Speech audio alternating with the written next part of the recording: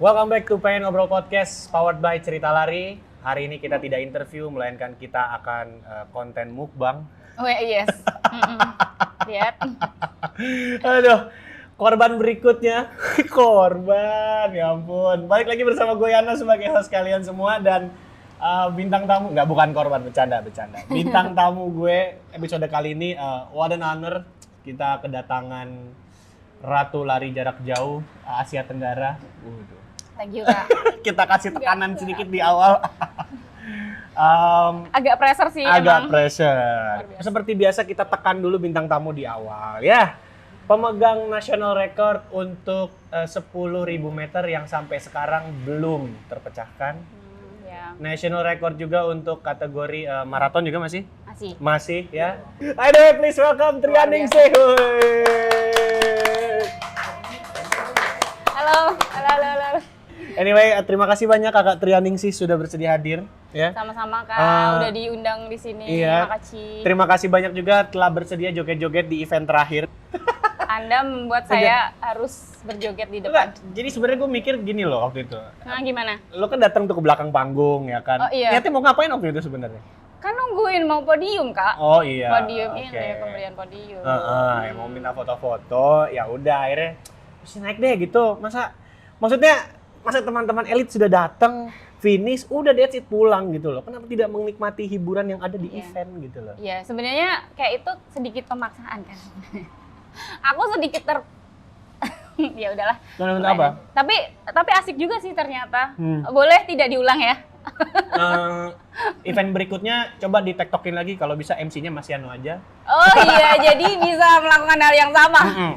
Untuk atlet-atlet yang lainnya. Iya, masih ada target-target siapa Bisa. lagi yang mau saya ajak joget ya kan? Agus Prayogo belum kesampaian diajak joget. Mas Agus, kebayang sih Mas Agus diajakin joget. Boleh ketawa dulu. Halo Mas Agus. Ada Mas. Robi Sianturi, kayaknya Robi Sianturi kalau diajak joget di atas panggung pecah sih ya. Bisa, dia bisa. Bisa sih ya. Mas Agus juga bisa kok. Bisa ya? Masih jadi target.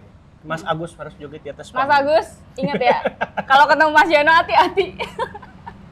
Siapa lagi ya? Odekta mungkin nanti lah ya. Kita lihat di event-event tahun 2023. Pokoknya target gua dalam MC adalah KPI gua elit harus naik ke atas panggung untuk joget. Jangan cuman terima hadiah podium. Ini ya, jadi nggak cuman lomba lari, lomba joget kita. Loh itu harus.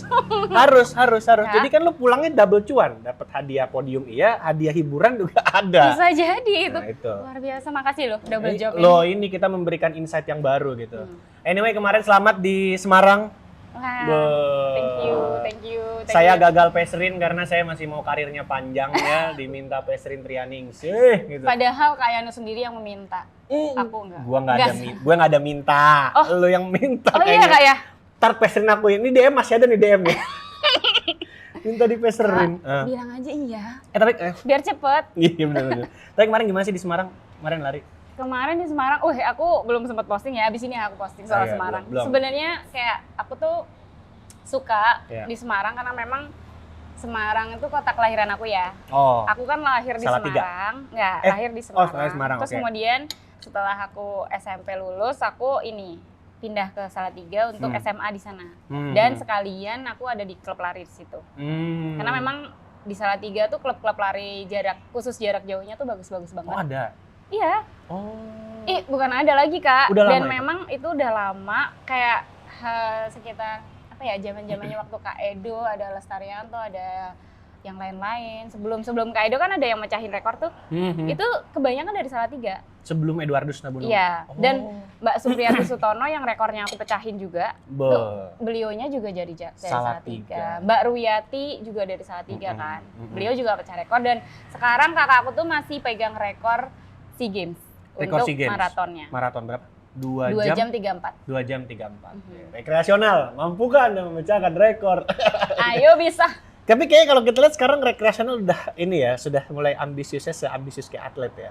Iya sih. Aku lihat memang, tapi perlu Kak itu, ambisius itu perlu. Kenapa? Supaya race rame. Betul. Bener. Jadi emang jiwa ambi itu emang harus ada menurut aku, tapi in a positive way ya. In a positive way. Iya. Masalahnya ambisius ini banyak yang kadang-kadang suka salah persepsi. Apa tuh? Ya udah nanti kita bahas lah pokoknya. Oh, oke. Tapi by the way gini Tria, lu memutuskan untuk berkarir di atletik, itu apakah memang udah cita-cita dari kecil atau memang ya kalau kita tahu kan kakak nih juga seorang atlet juga. Iya, benar. Ya, Mbak Ruyati ya. Apakah itu memang keinginan lu atau memang melihat kakak atau gimana sebenarnya? Iya ya, pertama-tama aku tuh ke Salatiga, aku anaknya tuh memang suka mencoba hal baru sih. Oh, jadi suka ditantang gitu ya?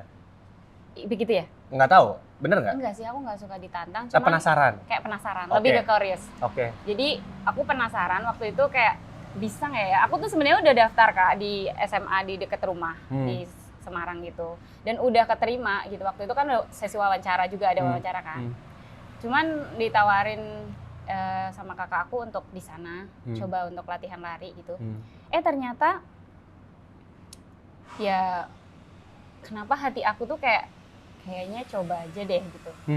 Pas waktu ke sana ke Salatiga, terus akhirnya aku coba latihan lari kan. Di saat aku masih menginjak umur udah SMA waktu itu. SMA berarti itu sekitar 13 tahunan lah ya? 14. 14, sorry, oke. 14 tahun.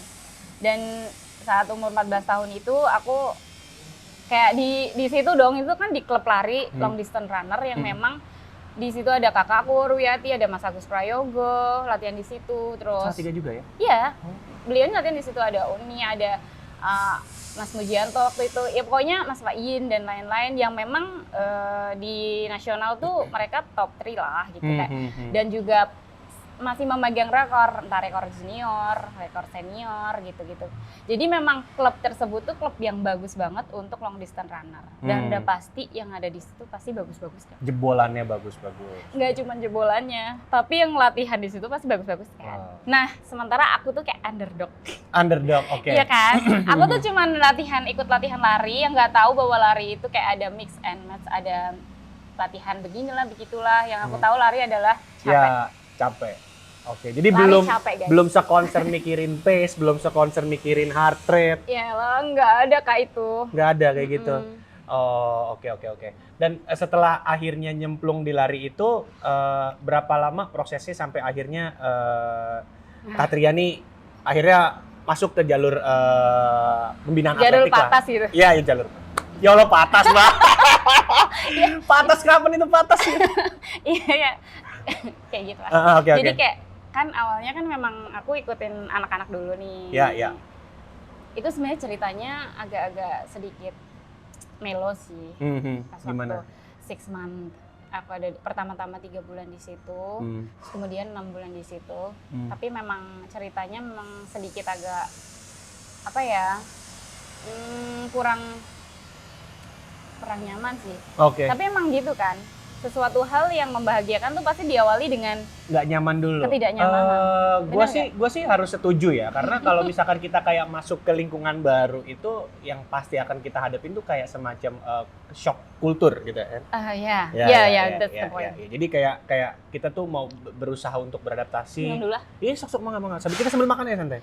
Kayak misalkan ya gue kalau gue pribadi mungkin sebagai entusias kayak gue belakangan ini kan baru pindah kerja juga ya gitu. Jadi kayak mengalami gimana sih penyesuaian dengan orang-orang yang udah lebih dulu di sana, dengan habitnya seperti apa, dan itu apakah itu yang dirasakan waktu lo join ke klub Salatiga waktu itu?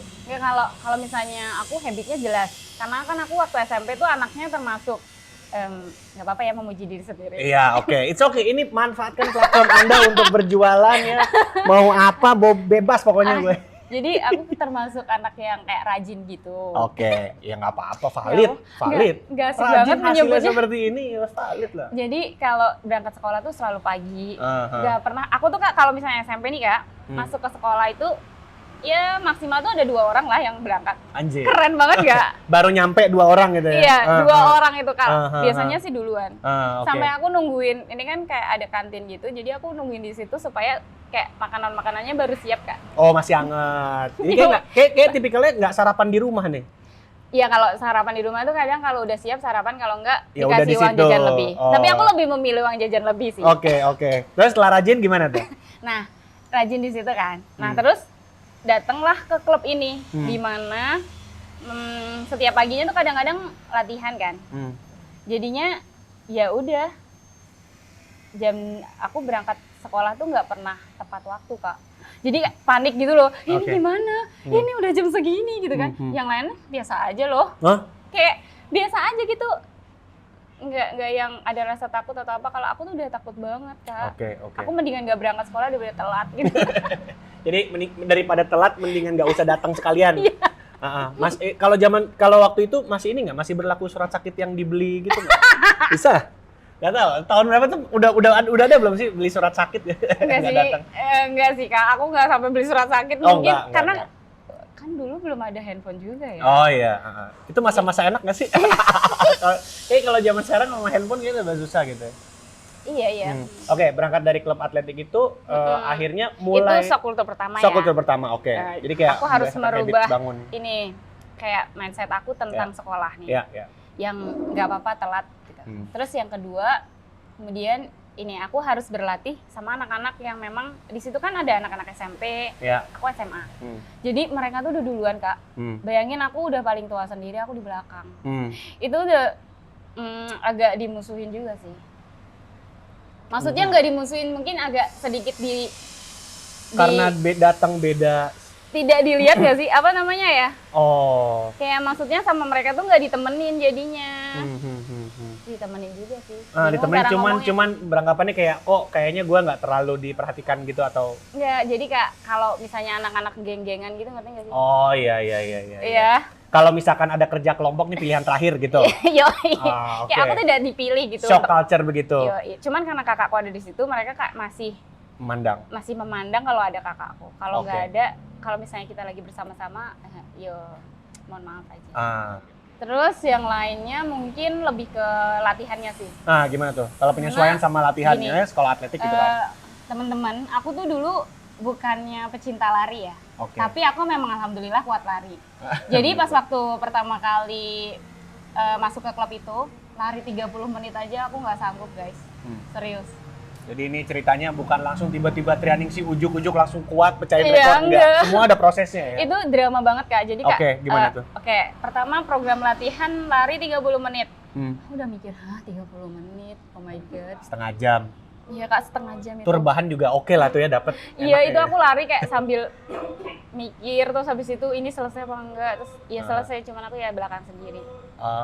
Dan sometimes tuh kayak sambil nangis gitu loh, Kak. Nangis? Iya kan, suruh lari 30 menit kan jauh. Biasanya kan kalau kita kayak lari-lari di sekolah kan cuma satu lap. Berapa iya. ini doang. Berapa putaran lapangan. Nggak senangis itu sih, cuman kayak Tapi sekarang 30 sedih. menit udah finish.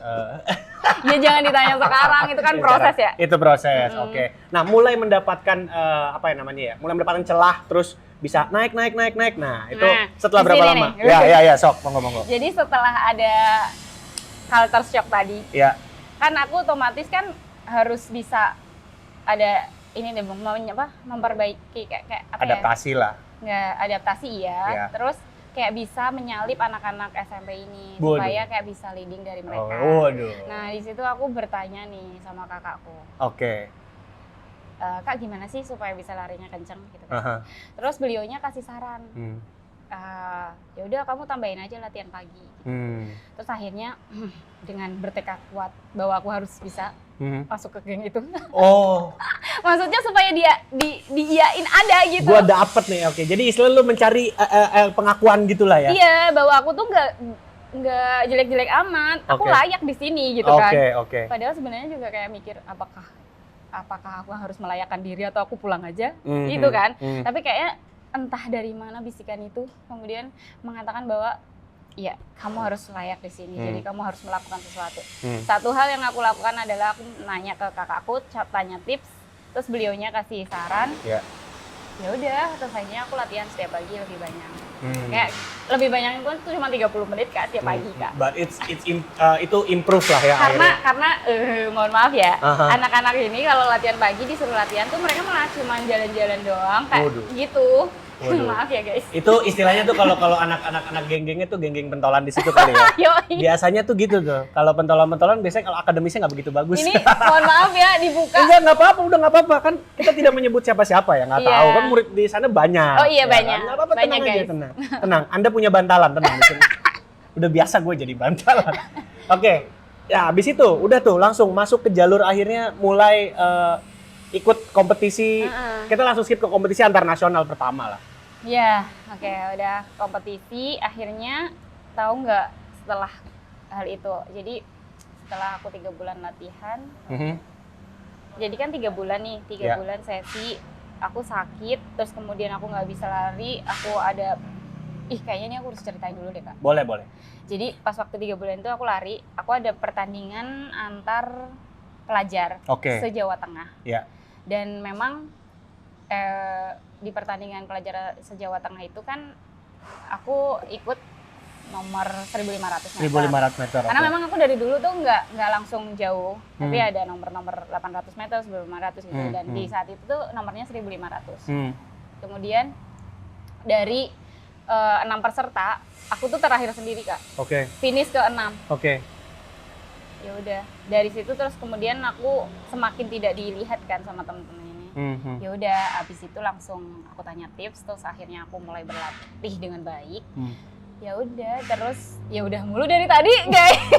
Aku kok jadi kayak grogi gitu ya Mama Sano. Akhirnya setelah latihan dengan baik dan benar, aku ada pertandingan waktu itu di Bali, aku nggak tahu, lupa nama eventnya ya.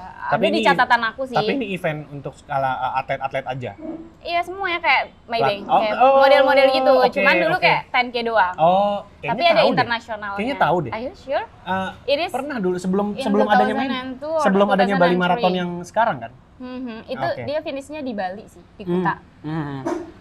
Jadi aku posisinya langsung dapat posisi kelima Kak.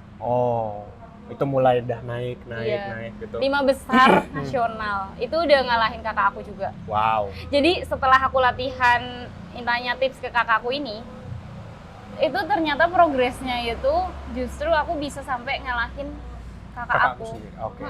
Gak tahu kenapa. Berarti emang. Gimana komentar kakak? Biasanya nih kalau sesama saudara kandung kan ya, adalah jiwa kompetitifnya mungkin. Tapi gue nggak tahu nih kalau misalkan waktu itu ngalahin kakaknya Trianingsih sendiri tuh, akhirnya dia apakah mengakui atau wah nggak boleh begini nih? Nih, aku sama kakak aku tuh kan selisihnya umurnya jauh ya, 11 tahun. Aku tuh mungkin udah kayak dianggap anaknya sendiri mungkin ya. Jadi kayak dari kecil tuh udah di-take care sama dia. Jadi kayak ketika aku latihan di sana, kayaknya beliaunya memang lebih condong mengharapkan aku bisa lebih baik sih dari beliaunya. Lebih baik dari kakak sih. Jadi apapun yang terjadi, progresnya dari aku, dia mendukung banget. Dia mendukung. So it's okay waktu itu. Banget oke banget. It's okay banget. Momentum apa yang akhirnya Trianingsih dapat sampai akhirnya banyak orang yang mengakui kalau ini bisa nih gitu loh. Maksudnya mengharumkan nama bangsa atau gimana gitu? Itu di tahun 2003. Jadi pertama 2003 tuh, aku latihan 2002 ya. 2002 di bulan Juni atau Juli ya, I'm not remember that. Tapi it's around them. Jadi kalau nggak Juli, karena kan waktu masuk sekolah kan. Nah, ini kemudian 1 tahun kemudian aku ikut ke Jurnas. Di 2003? Iya, 2003 ke Jurnas. Di Kejurnas itu alhamdulillahnya aku bisa dapetin medali emas. 5.000 sama 10.000. Pertama? Iya. Woo! Getting the first place. Terus setelah itu otomatis masuk dong pelatnas. Itu kayak golden ticket masuk ke pelatnas? Iya. Aku juga larinya tuh kayak bener-bener nothing tulus gitu Kak. Ya udah lari-lari aja kayak pertandingan biasa. Iya. Nah terus alhamdulillah masuk pelatnas. Ya udah ke Pangalengan waktu itu. Terus kita TC. Sempat gak sekolah. Jadi akhirnya fokus. Tahu gak Kak? Jadi pas abis pertandingan itu kan, jadi aku kan TC, terus SEA Games, terus habis itu aku balik lagi kan ke sekolah. Iya. Dan di sekolahan udah naik kelas dong Kak. Gimana ceritanya itu? Ya udah deh kalau gitu, itu kayaknya cerita yang menarik tapi gak akan kita bahas sesi 2. Kita masih akan lanjut keseruannya sama Trianingsih, Ratu Lari Jarak Jauh Asia Tenggara. Stay tune, pengen ngobrol podcast Power by Cerita Lari. Kita makan dulu bentar ya.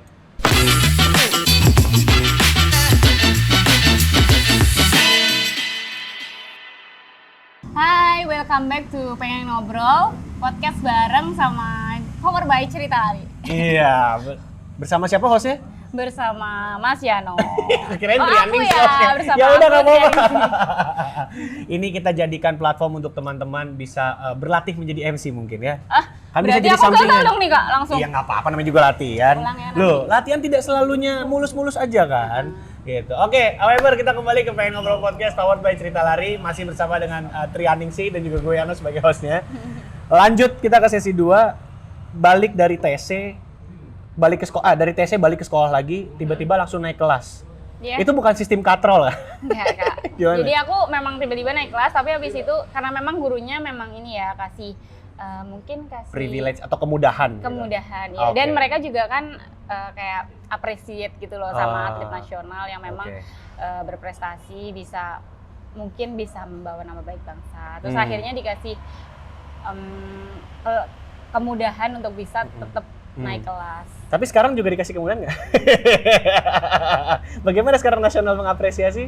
Nanti aja. Iya, Jangan itu dijawab dulu. Kita omongin nanti ya. Nanti aja dijawab Set. dulu. Oke. Nah, setelah mengharumkan nama bangsa nih yang pertama kali waktu itu ya, SEA Games SEA Games ya. 2003. Iya, 2003. Oke, medali emas pertama di 5000. No. Oh, sorry, 2003 aku ke SEA Games itu nggak langsung dapat medali emas. Tapi aku nomor 4 dulu. Oh, nomor 4. Cuman alhamdulillahnya aku bisa pecah rekor junior. Oh, waktu itu. Heeh. Oke. 16 menit sih. 16:21 5.000-nya. Sampai sekarang masih Tapi dipegang. kalau yang maksudnya yang dicatatkan waktu itu rekornya, mungkin karena waktu itu aku nggak tes doping ya, jadinya nggak masuk ke rekor nasional. Cuman yang dicatat tuh waktu aku lagi pra kompetisi sebelum SEA Games, itu aku ada catatan waktunya 16 menit 49 detik sebelum SEA Games, itu yang masuk ke rekor nasional junior. Rekor nasional. Jadi masih atas nama aku saat ini. wow. Berapa menit? 16 menit 49 detik buat adik-adik ya yang memecahin itu rekor junior. Oke, itu yang 5.000. Kalau yang 10.000 akhirnya gimana tuh bisa mecahin rekor? Yang 10.000 rekornya aku pecahin kapan ya? Lah, dia lupa.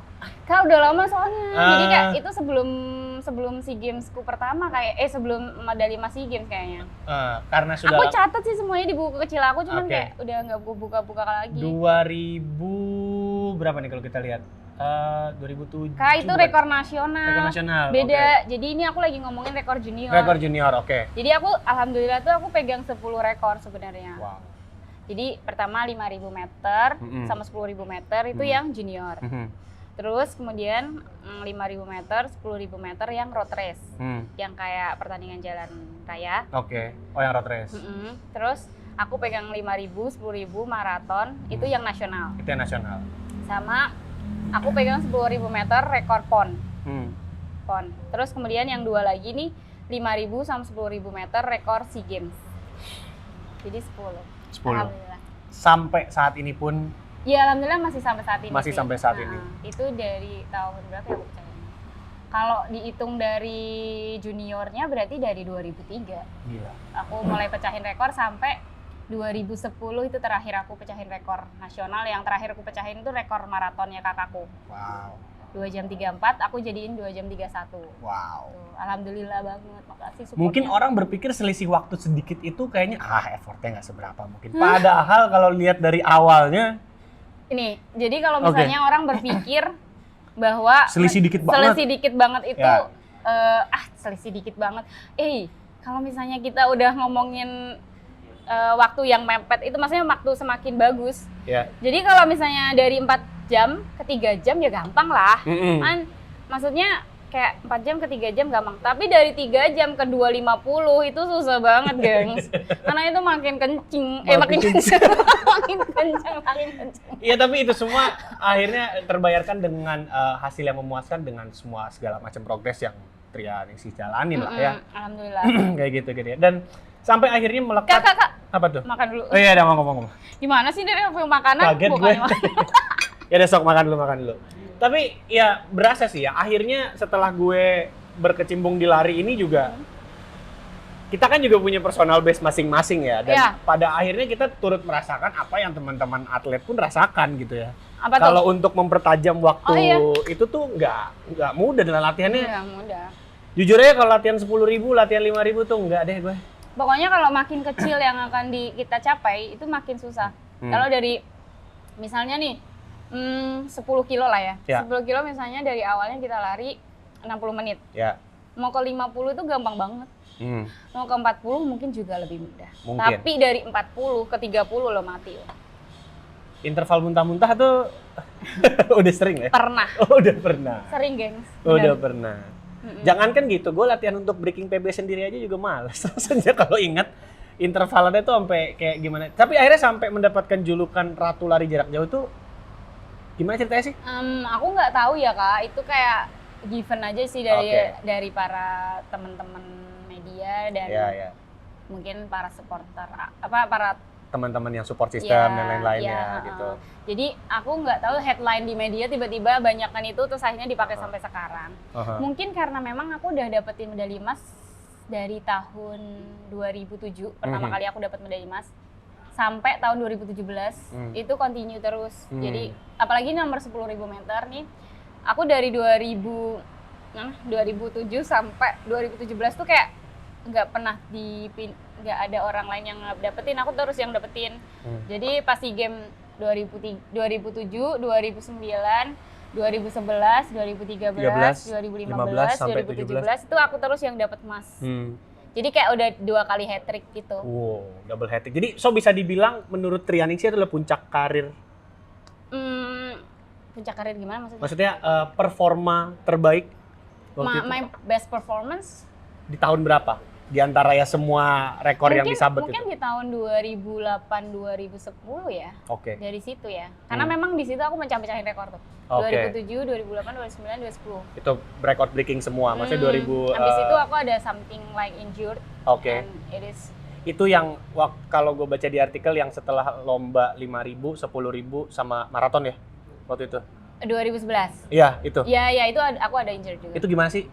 Sampai akhirnya baru sadar setelah semuanya selesai, kaki retak. Iya. Jadi emang aku tuh tipenya yang emang ambi juga ya. Iya. Tapi ini good way. Oh iya, ini good way. Mohon maaf ya pemirsa, kita tetap mensamarkannya dengan ini good way. Terus. Tapi bener dong, kan ini untuk bangsa dan negara. Betul. Aku biasanya memang cenderung bertanggung jawab untuk bisa menjadi salah satu duta bangsa yang baik lah, insya Allah. Dengan give all the best of me gitu pada saat pertandingan. Dan kebetulan banget pada saat 2011 itu kan memang Indonesia jadi tuan rumah Kak. Oh iya. Terus akunya udah mempersiapkan diri untuk bisa turun di 3 nomor, 5.000 meter, 10.000 meter sama maraton. Yang sebelum-sebelumnya tuh kayak kalau misalnya di negara-negara lain tuh kayak dimainin gitu jadwalnya. Jadi habis maraton 10.000 kan mati nggak tuh? Iya. Kan kalau di Indonesia tuh kayak udah disiapin jadi habis 5.000 dulu, 10.000 terus kemudian berjenjang lah ya yang jauh terakhir. Oke. Nah, pada saat itu hasil tiba-tiba retak tuh gimana mulai menyadari? Jadi aku cuman aku nggak tahu kalau itu retak. Tapi aku cuman ngerasa nyeri-nyeri aja. Jadi emang waktu itu cuman dikasih tapping, terus kemudian disemprot pakai spray gitu ya? Iya, anti inflamasi dan anti peradangan lain-lain. Terus ya udah tetap tanding maraton. Gila. Dan ya alhamdulillah dikasih kesempatan, dikasih kekuatan sama Yang Maha Kuasa. Alhamdulillah juara, dapat medali emas semua.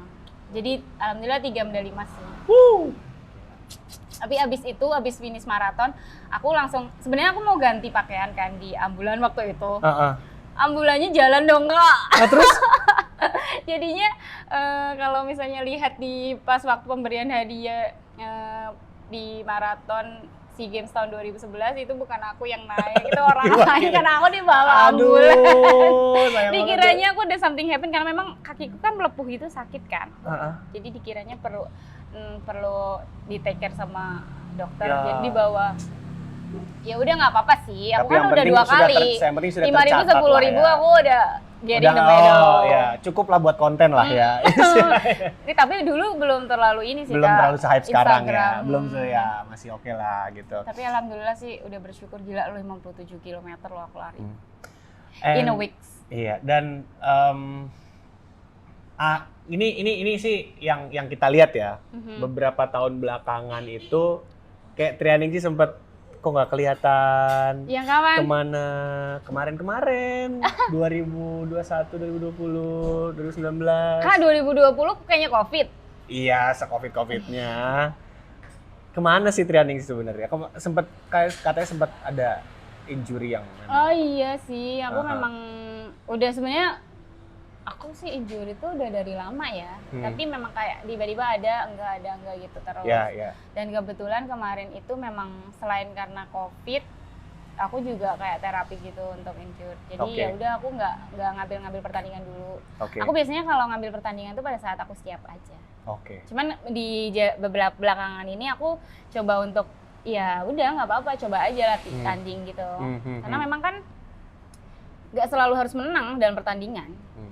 I think no problem. No problem. Iya kan? Yeah. Either you win or you lose gitu. Jadi selama itu memang fokus untuk recovery semua. Ya, recovery, terus kemudian sekarang ini alhamdulillah udah going better and insya Allah totally recover. Iya, totally sih. Sangat terlihat sekali ketika udah mulai ada di race Borobudur kemarin, di Semarang kemarin, di race yang saya MC kan juga ada, ya kan? Iya, alhamdulillah. Dan momen pada saat akhirnya coming back gitu. Apa sih yang memotivasi Trianingsih pada akhirnya, oke, akhirnya gue comeback gitu. Soalnya gini, kalau kita sudah ada di puncak dan terus tiba-tiba kita jatuh, terus tiba-tiba kita naik, itu kan gak gampang ya ngatur kondisi mental gitu ya. Nah, kalau dari Trianingsih itu mood boosternya gimana? Pada saat kemarin misalkan ya vakum karena ngurusin injury itu, sampai akhirnya Trianingsih kembali gitu. Ini boleh dikasih? Gak apa-apa ya? Gak apa-apa. Jadi teman-teman, sebenarnya aku struggling juga guys. Oke. Ya, sebagai manusia biasa aku pasti struggling It's dong. okay lah, kita semua karena punya masalah memang, masing-masing. Ketika aku pernah ada di posisi yang bagus, terus kemudian aku harus turun, dan pada saat itu aku lagi berusaha naik, dan orang lain kan biasa nggak lihat proses dong. Oh iya, lihat hasil orang tahu jadi ya. Bener nggak? Iya. Ya banyak kan yang seperti itu, kayak apalagi sekarang ini sosial media banget yang dimana semua yang terpampang di sana adalah hasil. Orang ngelihat hasilnya. Ya mungkin ada memang sebagian yang memang menghargai proses, cuman lebih banyak yang pengen lihat hasilnya aja. Nah, di sini nih letaknya. Jadi ada orang-orang tertentu yang mungkin memandang kayak, ih, Trianingsih jelek banget ya. Ih, kok kalah sih sekarang? Ih, kok larinya segitu sih? Bahkan Kak, ada yang bilang gini, jauh banget gitu kan. Wow. Ya ampun, tapi menurut aku nggak apa-apa, biasa aja. Sebenarnya ini udah proses ya, udah proses yang sangat panjang dari aku mulai dapetin medali, dari pada saat aku gagal dapat emas, terus kemudian dapat perak, dapat perunggu, sampai akhirnya aku nggak dapat medali di SEA Games.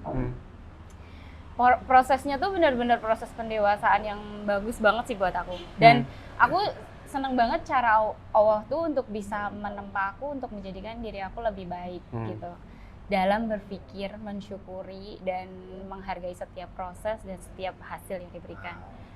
Ngerti nggak? Sampai ada kalimat aku gini, kalau misalnya kita dikasih, kenapa aku bisa menghargai juara 3, 2, 1, bahkan aku nggak dapat apa-apa? Karena gini, kan Allah tuh bilang sama kita gini ya, kalau kamu dikasih sedikit bersyukur, maka Allah akan kasih lebih. Nah, titik itu kan biasa aja sebenarnya. Tapi aku mendapatkan pencerahan yang lebih dari itu.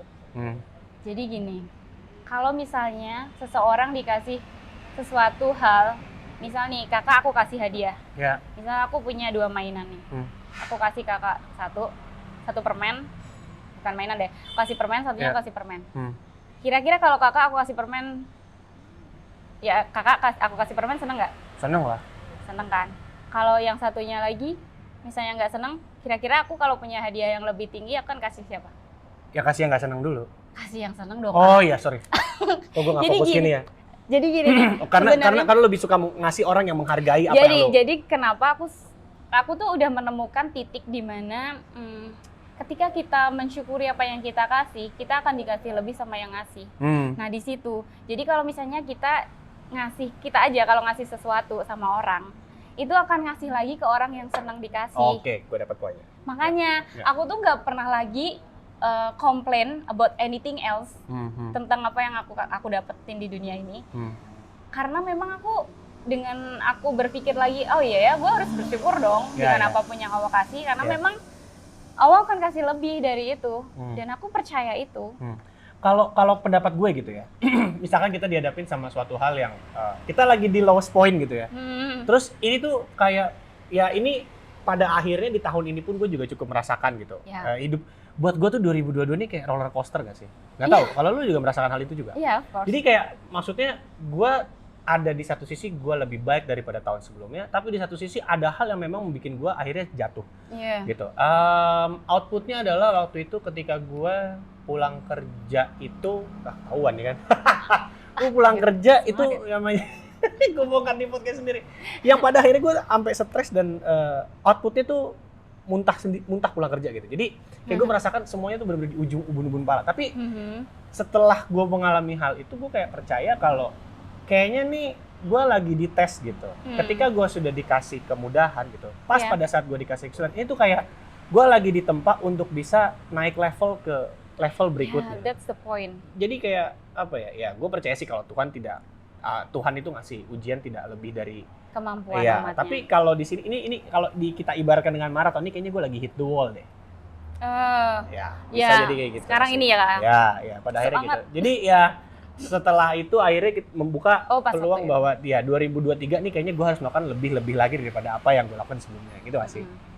Iya, jadi kalau sekarang ini aku tuh udah kayak di titik dimana aku bersyukur dengan apapun yang aku dapat, tapi aku terus berproses. Jadi aku bukannya pasrah aja gitu, tapi aku lebih kayak menghargai setiap yang aku dapat dan juga aku berusaha untuk bisa lebih baik. Siapa orang yang paling bisa kasih support sama seorang Trianingsih sih gitu? Aku saat ini. Ya.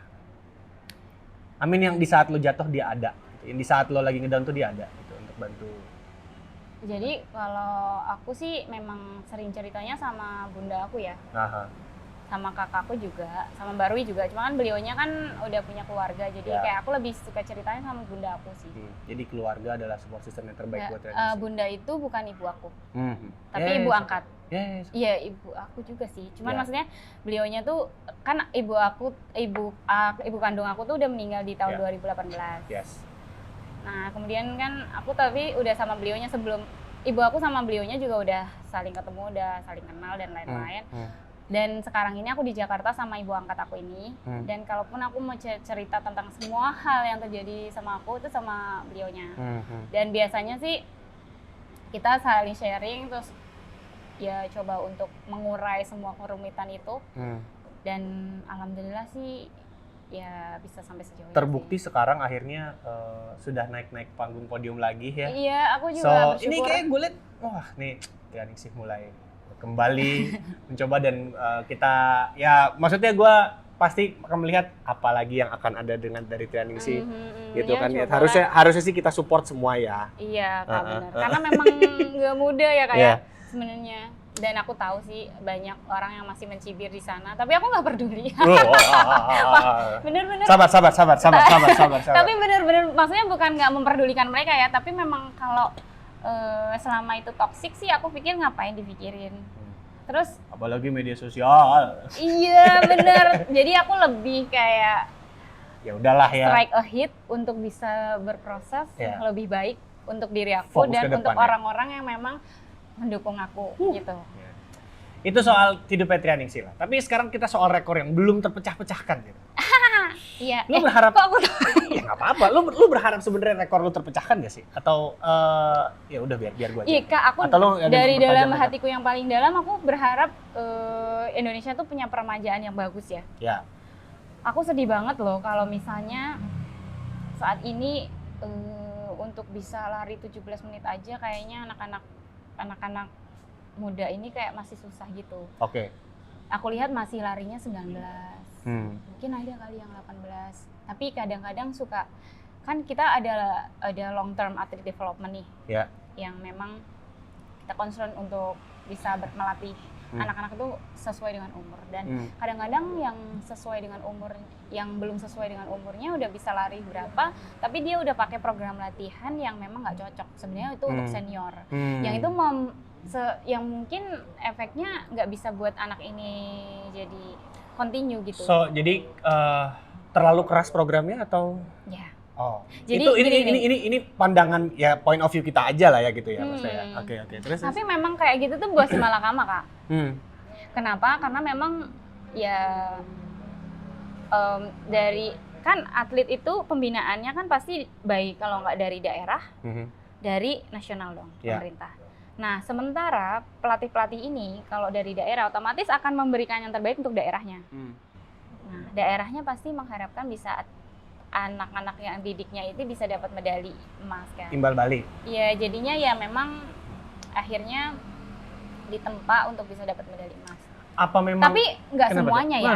Ini nggak semuanya. Ya nggak semua ya. Tapi ini menurut pandangan lo aja gitu kan. Apa memang harusnya kita biarkan aja dulu generasi yang memang akan berusaha untuk menjadi the next atlet nasional itu maksudnya kita kasih latihan sesuai porsinya, biarin mereka yang berkreasi ataupun biar mereka enjoy nikmatin. Jadi kuncinya sebenarnya jangan kasih pressure tapi biarin mereka enjoy dan explore apa yang mereka kerjakan, gitu nggak sih? Maksudnya atletnya? Iya. Maksudnya tadi kan kendalanya kan mungkin program yang nggak cocok gitu. Apa mungkin kita kasih program yang memang sekiranya mereka cocoknya seperti apa? Ini kayaknya ngomongin program agak-agak itu ya, ekstrim ya. Ekstrim ya, nggak apa-apa. Maksudnya kalau dari pendapat gue pribadi gitu ya, maksudnya gue sebagai orang yang melihat aja gitu ya. Soalnya ini berasa banget kayak generasi sekarang tuh agak susah agak monoton ya, Kak? Enggak, maksudnya agak jalan di tempat gitu maksudnya? Iya, agak pressure agak sedikit rentan dengan pressure gitu loh. Iya. I see what you mean. Jadi memang selain generasi saat ini itu memang agak lembek. Bisa. Mungkin ini bukan lembek ya, tapi lebih kayak generasi sekarang menurut aku lebih menyukai hal-hal instan. Oke. Ya kan? Padahal mie instan aja perlu tidak dimasak. Perlu diproses dulu kan, dimasak dulu. Iya. Jadi ya memang mereka bisa berproses, cuman lebih kayak pengen cepet-cepet, ya kan? Jadi kalau menurut aku mungkin anak-anak sekarang ini harus dikasih tambahan pelatihan mental. Oke. Jadi mentalnya itu harus ditempa dengan jiwa juangnya harus ada. Karena memang dari situ nih. Kalau misalnya jiwa juangnya ada, otomatis dia bisa mencapai yang lebih dari yang dia sanggup gitu maksudnya. Yang sebenarnya tuh dia nggak berpikir ke arah sana, tapi ternyata dia mampu ke situ. Kayak aku dulu kan nggak berpikir bahwa aku bisa sampai sini sekarang. Soalnya gini, sekarang kan akhirnya kan mental health jadi hal yang paling paling concern di luar negeri ya. Gila ya sekarang mental Sementara health kita sendiri kalau dibilang kena mental, elunya aja yang lemah. Padahal sebenarnya itu penting. Penting banget. Ya, gue setuju. Karena memang dalam satu pertandingan ya, misalnya kita udah berlatih sekian lama nih Kak, long term. Itu tuh mungkin 1 tahun gitu misalnya pelatihan untuk bisa ke dalam satu pertandingan multi event. Udah sangat cakep sekali, bagus banget progres latihannya dan lain-lain. Pada saat pertandingan kena mental mati loh. Maksudnya benar-benar mentality itu kayak bisa 50% punya andil dalam faktor kemenangan ya. Faktor kemenangan, benar. Karena Menarik memang sekali. aku sih saran ya untuk para pelatih, mungkin salah satu selain kita melatih secara fisik, kita juga harus latih secara psikologis mentalnya anak ini. Karena memang mental tuh perlu banget pada saat pertandingan. Banyak yang latihannya bagus tadi pas pertandingan udah takut duluan, akhirnya kalah. Demam panggung ya. Mindsetnya itu loh. Oke. Makanya aku punya quote gini Kak. To be number one, kita tuh masih suffering the pain. Tapi to be success, we have to train our mindset. Gitu kan? Sebuah quotes galak dari Trianingsih. Iya, itu aku juga udah ngomong di ini kan. Nggak apa-apa. Memang aku kita harus bantu campaign lah ya untuk semangat itu ya gitu. Oke. Terus satu lagi. Ya. The winner itu bukan the winner is the one who never fall, but the one who never give up sih. Ya Gue kan? setuju. Jadi pemenang itu bukan nggak pernah kalah, tapi nggak pernah nyerah. Oke. Bener nggak? Iya. Daging sekali dari Trianingsih di episode kali ini. Iya, beneran. Maksudnya ini satu hal yang penting yang memang kayak kita lewatkan dan belum terlalu banyak orang yang peduli akan hal itu gitu kan. Karena ya memang biar bagaimanapun ya ya teknologi situasi selalu berubah-ubah. Ya kan, selalu upgrade terus dan yang paling enggak kita pun juga harus upgrade diri juga dong kalau memang kita nggak mau ketinggalan sama yang lain gitu kan. Gitu. Oke. Ini pertanyaan yang gue ajukan sama seperti narasumber lainnya. Tentang kemajuan kultur lari di Indonesia. Dari sudut pandang Trianingsih, kultur lari kita sudah semaju apa? Wow, that's a nice point. Ya. Kalau menurut aku sangat bagus ya. Udah gila happening banget running. Sangat-sangat gimana ya? Pokoknya udah mulai kayaknya olahraga lari itu selain diminati juga udah menjadi virus gitu ya. Jadi lifestyle ya. Ya, lebih tepatnya olahraga lari udah jadi lifestyle, terus kayaknya udah aku kayak mau ngomong kayak gimana ya, pokoknya udah jadi gaya hidup orang-orang gitu ya. Iya benar, gaya hidup orang-orang dan juga selain itu juga memang lari itu kayak udah nggak mau olahraga yang murah lagi. Menurut kalau ikutin circle tertentu ya. Iya, itu kan tergantung kita bergabungnya sama siapa. Kalau sama aku masih murah. Masih murah. Joinlah latihan dengan Trianingsih kalau pengen lari itu adalah olahraga yang murah. Gitu. Loh, nggak tahu kita apakah mungkin nanti Trianingsih kasih sepatu, nggak tahu ya. Ya kalau ukurannya sama ya masih bisa, kalau nggak sama ya bisa ditekuk. Oke, kalau gitu pesannya Trianingsih buat semua teman-teman yang nonton biar kultur lari kita tuh semakin berkembang, semakin maju. Karena buat gue, lu sudah bersumbangsi banyak buat negara ini gitu. Wah, thank you. Lo bener, rekor, medali apa untuk bantu promosi olahraga di Indonesia tuh nggak bisa dianggap sebelah mata gitu kan. Iya, that's the point. Tapi buat gue itu akan sia-sia kalau misalkan dari segi kultur dan industri itu nggak maju juga. Jadi apa yang lo lakukan dan teman-teman elite runner lakukan untuk mengharumkan nama bangsa tuh kayak kurang aja gitu. Kalau misalkan dari kitanya sendiri yang rekreasional, dari orang-orang biasa itu tidak aware dengan apa yang lo lakukan gitu. Nah, coba lu boleh kasih pesan ke teman-teman sebelum kita menutup podcast ini. Ini terakhir ya? Ya, sebelum kita menutup podcast ini. Ini pesan ke teman-teman yang mana? Iya, ke teman yang nonton, siapapun semua yang nonton. Dari Trianingsih, gimana biar kultur lari kita semakin maju gitu. Jadi menurut gua kultur lari itu harus maju juga, bukan dari segi atlet prestasinya tapi dari kulturnya juga harus. Gitu. Silakan Trianingsih. Enggak, aku mau nanya yang soal tragedi di Semarang. Oh, apa? Oh iya. Oh, enggak usah ya, Kak? Enggak apa-apa. Ya, pokoknya kalau menurut aku gimana kultur lari supaya bisa lebih maju, mungkin para stakeholders ya, itu lebih mendukung untuk memajukan pembibitan, jadi nggak cuman menikmati kan sekarang udah happening nih running, banyak yang meminati. Jadi apa salahnya sih kalau misalnya kita mulai membidik yang di arah another side-nya, yang misalnya pembinaannya. Jadi supaya imbang antara runner as a lifestyle dan juga jadi pembinaannya supaya runner itu tetap bisa memberikan prestasi untuk bangsa dan negara Indonesia. Jadi mungkin bisa disupport anak-anak lari, anak-anak yang memang punya talent di bidang olahraga lari dan mungkin atletik ya. Supaya bisa berkembang. Karena memang untuk bisa jadi atlet berprestasi itu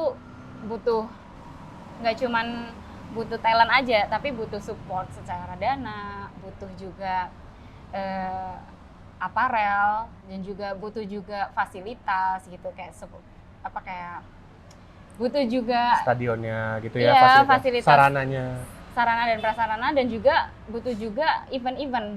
Jadi kalau misalnya pas event-event lari kemarin itu udah ada beberapa IO yang memang mengadakan lari beberapa ini ya, program kayak training camp atau gitu, kayak ini ya yang talent gitu-gitu ya. Iya, kan ada kayak bibit-bibit muda gitu ya.